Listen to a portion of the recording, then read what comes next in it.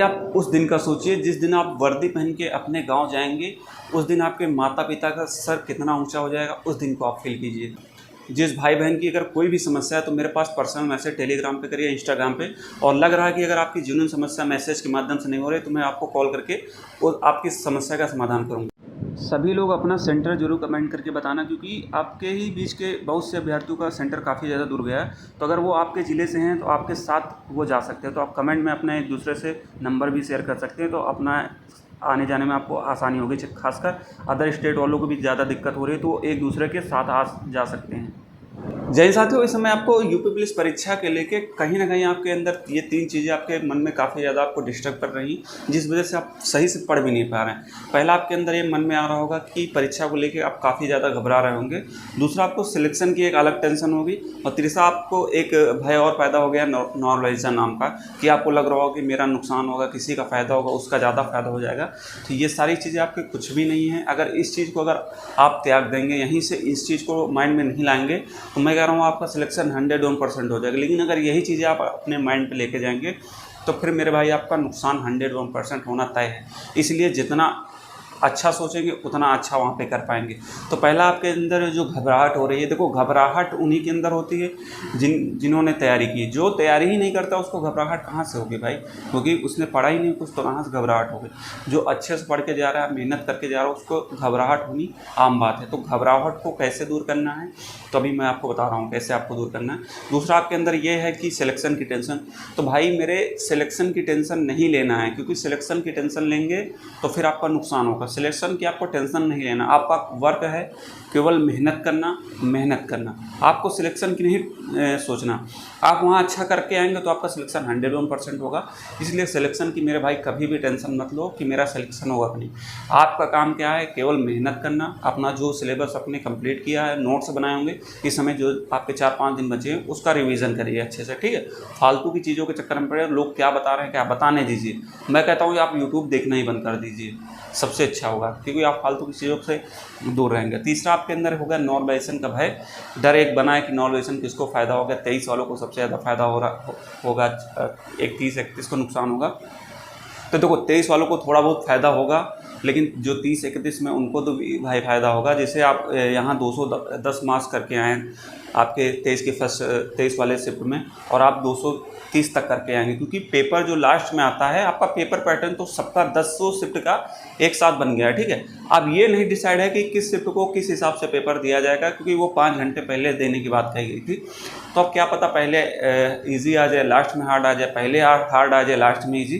तो अगर जिसका हार्ड इजी रहेगा तो उस शिफ्ट का नॉर्मलाइजेशन जब निकाला जाता है तो पूरा शिफ्ट का एवरेज होता है, किस शिफ्ट में एवरेज मार्क्स कम आ रहे हैं, किस में ज़्यादा आ रहे हैं, तो उस हिसाब से आपको नॉर्मलाइजेशन मिलता है। तो उसकी टेंशन मत लीजिए, अपने मेहनत पे भरोसा रखिए, ठीक है। मेहनत पे भरोसा रखेंगे, सिलेक्शन होगा। नॉर्मलाइजेशन क्या हो, लास्ट वालों के लिए एक और सबसे बड़ा बेनिफिट होता है कि आपको पूरा पैटर्न समझ में आ जाता है कि पेपर के क्वेश्चन कहाँ से आ रहे हैं और कहाँ से आपके क्वेश्चन ज़्यादा आ रहे हैं, कौन सा सब्जेक्ट को नहीं पढ़ना चाहिए, क्योंकि लास्ट में आपको समय मिल जाएगा 5-6 दिन। मेरे हिसाब से अगर पहले वाले 210 करके आए तो आप 230 प्लस करके आओगे 101%, क्योंकि प्रीवियस ईयर उठा के आप देख लीजिए, चाहे यूपीएसआई का एग्ज़ाम हो, रेडियो ऑपरेटर के हो, और आपके यूपी पुलिस एग्ज़ाम पे हो, तो उसमें देखेंगे आपका पेपर पैटर्न सेम ही रहता है चारों शिफ्ट का।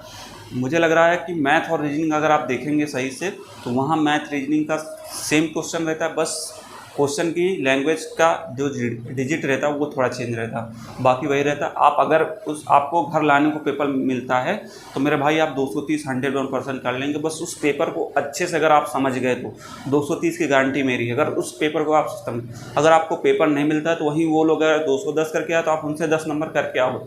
आपको फ़ोन के माध्यम से सारी चीज़ें, आपको यूट्यूब के माध्यम से सब पता लग जाएगा कि आपके कहाँ से क्वेश्चन किस टाइप से आ रहे हैं, तो आप कर सकते हैं आसानी से, ठीक है। अब सबसे बड़ी आपके अंदर ये देखो डर अगर आप बनाएंगे तो आपका वहाँ परीक्षा में 101% नुकसान होगा मेरे भाई, क्योंकि उस चीज़ को मैं फील कर चुका हूँ, तभी बता रहा हूँ। यूपी पुलिस के जब मेरा पहले बार एग्ज़ाम था तो मैं काफ़ी प्रेशर में था, उस एग्ज़ाम में मेरा थोड़ा गड़बड़ हुआ था। लेकिन जब पेपर वो कैंसिल हुआ, री एग्ज़ाम देने गया तो मैं विदाउट टेंशन था, मुझे कोई टेंशन नहीं, वो पेपर मेरा उससे काफ़ी ज़्यादा अच्छा गया। उसके बाद जब मैं सेलेक्ट हुआ तो जब यहाँ तैयारी कर रहा था यूपीएसआई का जब फॉर्म आया, तो यूपीएसआई के लिए, क्योंकि जब आप यहाँ आते हो तो आपको लगता है कि आप किसी के नीचे काम कर रहे हो, तो आपको एक रहता है कि यार नीचे से काम करने से अच्छा है कि थोड़ा मेहनत कर लेंगे तो ऊपर चले जाएंगे। तो एक जुनून था कि यूपीएसआई में निकालना है, लेकिन क्या था कि वो अंदर हो गया कि मुझे निकालना है, लेकिन वो चीज़ें मेरे लिए काफ़ी नुकसानदायक हुई। और जिसके मैं प्रेशर ले लिया था कि मुझे किसी भी कीमत में निकालना, वही मुझे नुकसान हुआ सबसे ज़्यादा। मेरे 118 क्वेश्चन करीब सही हुए थे, और जो चीज़ें मुझे आ रही थी एग्ज़ाम में समय कम पड़ गया, वो चीज़ें मैं नहीं कर पाया। तो ये चीज़ें होती हैं, अगर आप प्रेशर लेंगे उस चीज़ को तो आप काफ़ी ज़्यादा आपको नुकसान होगा। तो मेरे भाई, आप प्रेशर लेंगे तो आपको नुकसान बहुत ज़्यादा होगा। तो आपको किसी भी चीज़ का प्रेशर नहीं लेना है। अगर आपको लग रहा है कि मुझे थोड़ा डिमोटिवेशन हो रहा, कोई अच्छा सा गाना सुन लीजिए, कोई किसी के अच्छी स्पीच सुन लीजिए, तो आपके अंदर एक पॉजिटिव वे आ जाएगा। इसलिए कह रहा हूँ, जितना आखिरी समय में पॉजिटिव रहेंगे, और आपको एग्ज़ाम हॉल में मेरे भाई प्रेशर नहीं लगा। अगर एग्ज़ाम हॉल में आप प्रेशर ले लेंगे तो आपका सबसे ज़्यादा नुकसान होगा प्रेशर लेने से। तो प्रेशर आपको बिल्कुल भी नहीं लेना है, क्योंकि आपका कभी भी मॉक टेस्ट सिलेक्शन नहीं डिसाइड करता। ऐसा नहीं कि आपके मॉक टेस्ट में नंबर कम आ रहे हैं तो आपका वहाँ जो है सिलेक्शन नहीं होगा, क्योंकि आपका भी दिन होता है, वहाँ अच्छा कर पाएंगे। इसलिए कह रहा हूँ कि आपको मेरे भाई किसी भी चीज़ का प्रेशर नहीं लेना कि आपके अंदर रहेगा कि ये मेरा लास्ट अटैम्प्ट है, मुझे किसी भी कीमत में निकालना है, तो ये चीज़ें नहीं लाएंगे। अगर आप मेरे भाई मेहनत किए हैं तो सफलता आपको अवश्य मिलेगी। इसलिए जितना इस समय आपको कूल रहना है, आपको लग रहा है कि मैं थोड़ा उदास हो रहा हूँ, तो गाना कोई अच्छा सा सुन लीजिए जो आपका फेवरेट हो, तो उससे क्या होता है, माइंड आपका फ्रेश हो जाता है, ताज़ा हो। तो कभी भी जब जाना है एग्ज़ाम में तो भाई यहाँ से बिल्कुल भी प्रेशर नहीं लेके जाइएगा। नहीं, आपका जिससे मान लीजिए यहाँ 200 नंबर आ रहा है और आप प्रेशर में रहेंगे तो आप वहाँ 200 से ऊपर करने के जो आपका क्षमता है वो नहीं कर पाएंगे, उससे आप कम कर पाएंगे। तो जितने लोग अगर अभी प्रेशर ले रहे हैं, प्रेशर से अगर आप थोड़ा रिलैक्स रहेंगे तो मुझे लग रहा है अगर आप यहाँ 200 कर रहे हैं तो वहाँ 220 कर देंगे। इसलिए भाई प्रेशर को यहीं एकदम रख दो, कोई भी टेंशन नहीं लेना, किसी भी प्रकार की टेंशन नहीं लेना आपको अंतिम में। बस केवल रिवीजन है, किसी से मत बात करो आप। ये जो सबसे बड़ा आपके अंदर एक भ्रम है कि कट ऑफ कितना जाएगी, तो भाई कट ऑफ कोई नहीं आपको बता सकता कि कट ऑफ कितनी जाएगी। कट ऑफ आपके पेपर लेवल पे डिपेंड करती है। पेपर ईजी है तो कट ऑफ थोड़ा हाई रहेगी, कठिन है यूपी ट्रिपल एस सी पेट तो उस पर आ गया इस टाइप का पेपर तो 150 भी नहीं जाएगी कट ऑफ। तो भाई वो पेपर लेवल पर डिपेंड करता है, उसके लिए परेशान नहीं। पेपर जैसा आपका रहा आपके फरवरी में वैसे ही लगभग आएगा। कुछ चीज़ें आपके ईजी हो सकती है, कुछ चीज़ें टफ हो सकती है। तो पेपर पैटर्न सबका बनाने का तरीका अलग होता है। वो चीज़ें आपको प्रीवियस ईयर के माध्यम से सब समझ में आ गए होंगे, किस ईयर में किस हिसाब से पेपर सेट हुआ। तो आपको ज़्यादा घबराने की जरूरत नहीं, क्योंकि अंतिम समय है, जितना आप कूल रहेंगे उतना बेस्ट कर पाएंगे। इसलिए आपको समझा दिया हूँ। बाकी कट ऑफ को लेकर परेशान मत हो। लगभग अगर आपके 210 के समथिंग जनरल में भाई आ रहे हैं तो मेरे हिसाब से आप वहाँ बेस्ट कर पाएंगे और सिलेक्शन ले लेंगे। लड़कियों में जिसके भी 190 से 200 के बीच में है 100% वो लोग सिलेक्शन लेंगे। बस आपको पॉजिटिव रहना है, कुछ भी निगेटिव अपने माइंड में मत लाना है, नहीं तो आपका नुकसान सबसे ज़्यादा होगा।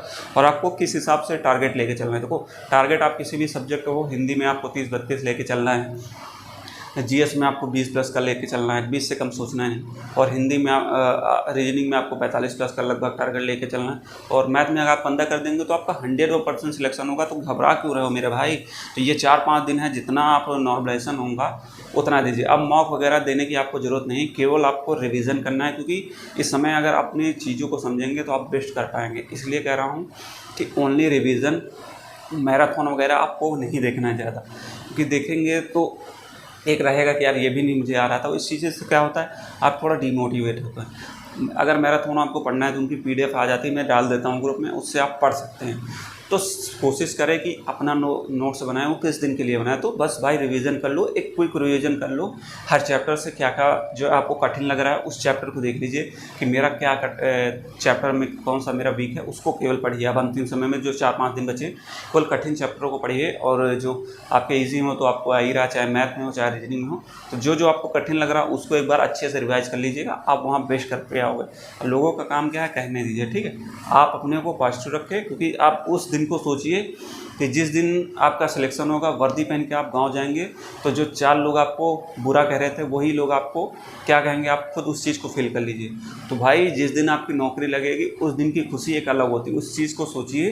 तो इसलिए अच्छा सोचिए, ठीक है। वो टेंशन लेने की ज़रूरत नहीं।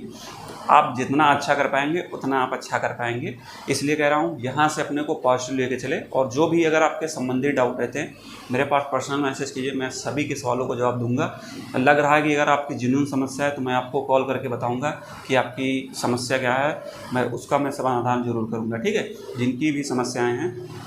और बाकी अगर कोई भी डाउट है आप कमेंट कीजिए, मैं जवाब दूंगा।